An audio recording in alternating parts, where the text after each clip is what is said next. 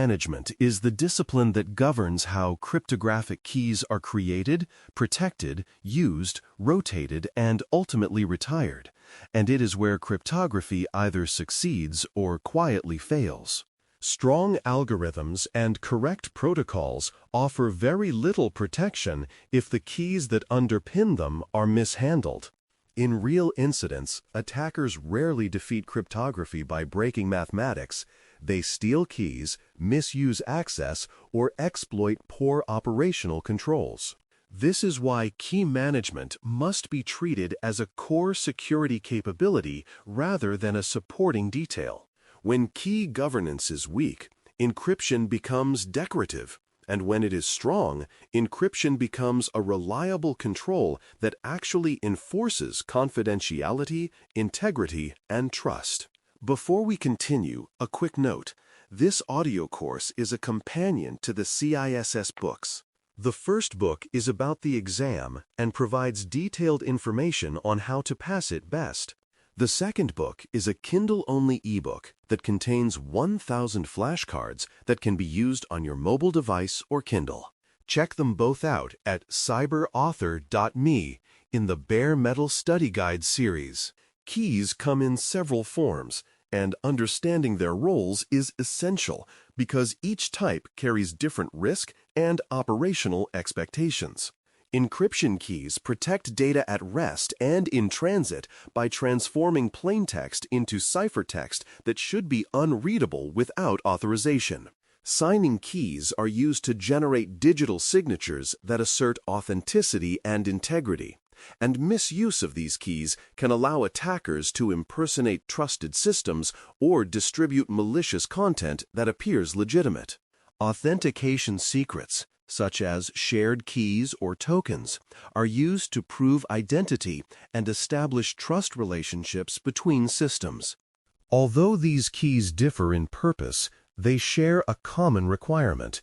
Compromise of the key usually equates to compromise of the security property it supports.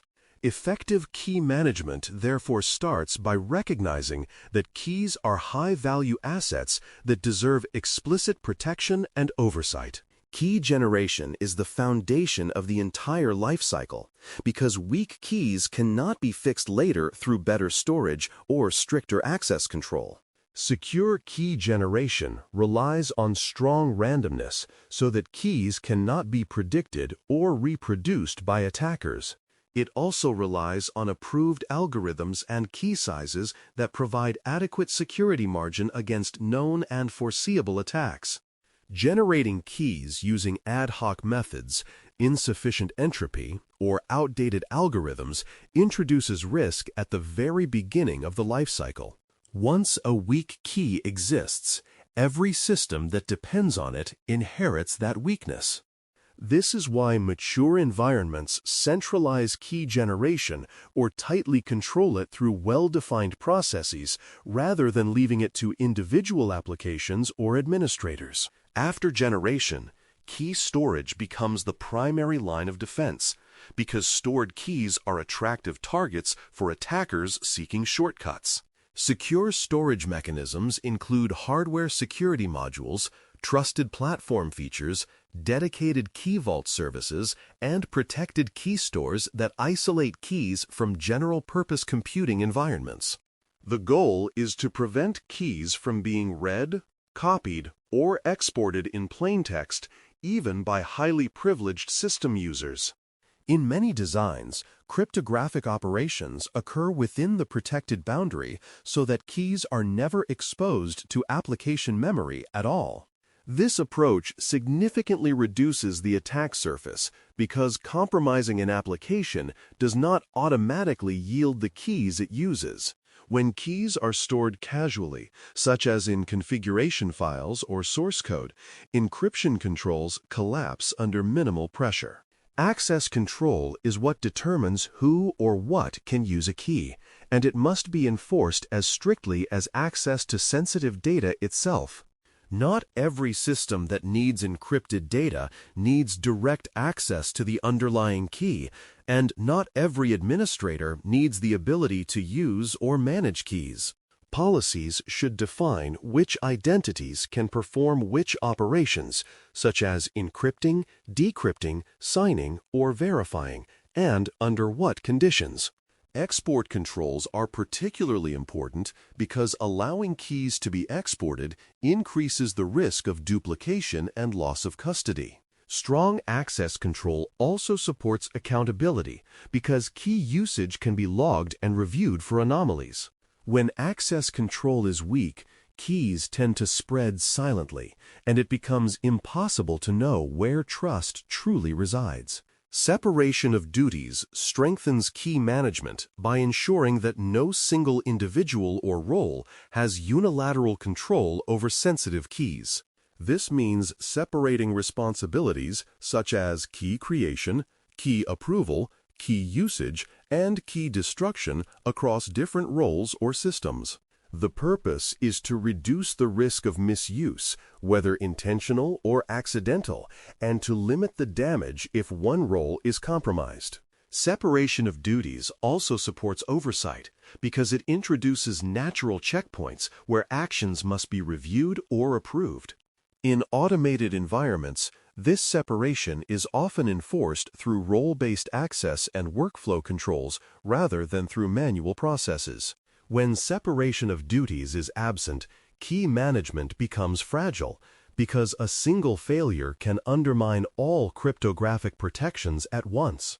Key rotation is a routine but essential practice that limits exposure from long-lived keys and reduces the impact of undetected compromise. Even well-protected keys can eventually be exposed through operational errors, insider actions, or advanced attacks, and rotation ensures that such exposure does not persist indefinitely. Rotation can be scheduled, such as rotating keys on a fixed interval, or event-driven, such as rotating keys immediately after a suspected breach. Effective rotation requires systems to support multiple active keys during transition so that services remain available while trust shifts to new material. Rotation also tests the resilience of key management processes because failures during rotation often reveal hidden dependencies and brittle designs.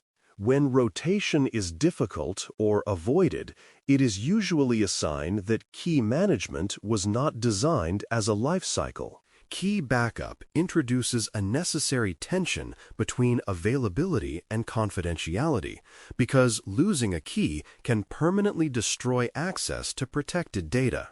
Backups ensure that keys can be recovered after hardware failure, accidental deletion, or disaster, but backups also create additional copies that must be protected. A secure key backup strategy encrypts backed-up keys, restricts access tightly, and ensures that recovery requires appropriate authorization. Backups should be tested periodically so that recovery works when needed, but testing must be controlled to avoid unnecessary exposure. The challenge is to design backups that preserve availability without turning key material into widely distributed secrets.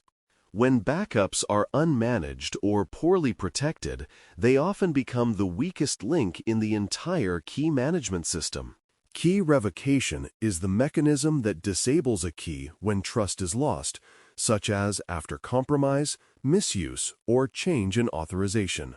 Revocation must be fast and effective because delays leave systems vulnerable even after an issue is detected.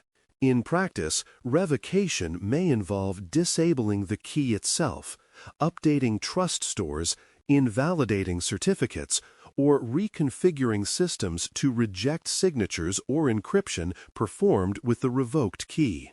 Revocation is operationally challenging because it often requires coordinated updates across many systems. This is why revocation planning must be part of design rather than an afterthought. Without reliable revocation, organizations are forced to accept prolonged risk after key compromise. Maintaining records throughout the key lifecycle is essential for accountability, auditability, and incident response. Lifecycle records document when a key was created, who approved it, where it is stored, what it is used for, when it was rotated, and when it was retired or destroyed. These records support compliance requirements and provide evidence that key management policies are being followed. They also become invaluable during investigations because they help establish whether a key could have been misused and during what period. Without accurate records, organizations are left guessing about key exposure and trust boundaries. Lifecycle documentation turns key management from an implicit practice into an auditable control. Key escrow introduces an additional layer of complexity because it intentionally allows recovery of keys under defined conditions. Escrow is typically used to ensure business continuity, regulatory compliance, or lawful access, allowing data to be decrypted even if the original key holder is unavailable. In an escrow model, keys are stored in a controlled environment separate from normal operational access. The intent is not convenience, but contingency, and escrow access should be rare and tightly governed. When designed carefully, escrow can support legitimate recovery needs without undermining day-to-day security. When designed poorly, it becomes a master key that weakens all encryption controls. Escrow governance defines how and when escrowed keys can be accessed, and this governance is what determines whether escrow is a safety net or a liability. Governance should specify authorization requirements, such as multi-party approval, legal validation, or executive oversight, before escrow access is granted.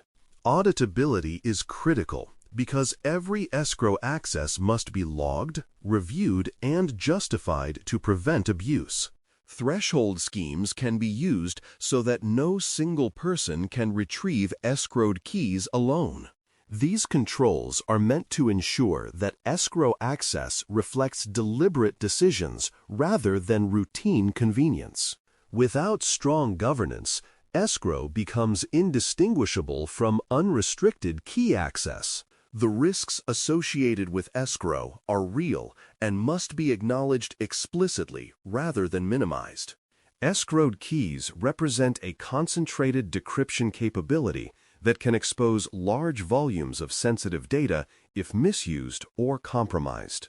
They also create an attractive target for attackers because breaching escrow infrastructure can bypass many other security controls at once. There is also organizational risk because the existence of escrow can change user and stakeholder trust assumptions about confidentiality. These risks do not mean escrow is always inappropriate, but they do mean it must be justified by clear business or legal requirements and protected accordingly. Treating escrow casually undermines the very protections encryption is meant to provide. Strong key governance is what allows encryption to deliver real protection rather than theoretical assurance. Effective key management ensures that keys are generated securely, stored safely, accessed appropriately, rotated regularly, and retired cleanly. Backup and escrow mechanisms preserve availability and recoverability without sacrificing confidentiality when governed properly. Lifecycle records and separation of duties provide accountability and reduce the chance that misuse goes unnoticed. When these practices are in place, cryptographic controls can be trusted as part of a larger security architecture. Without them, encryption becomes an illusion of safety built on fragile operational foundations. Thanks for listening.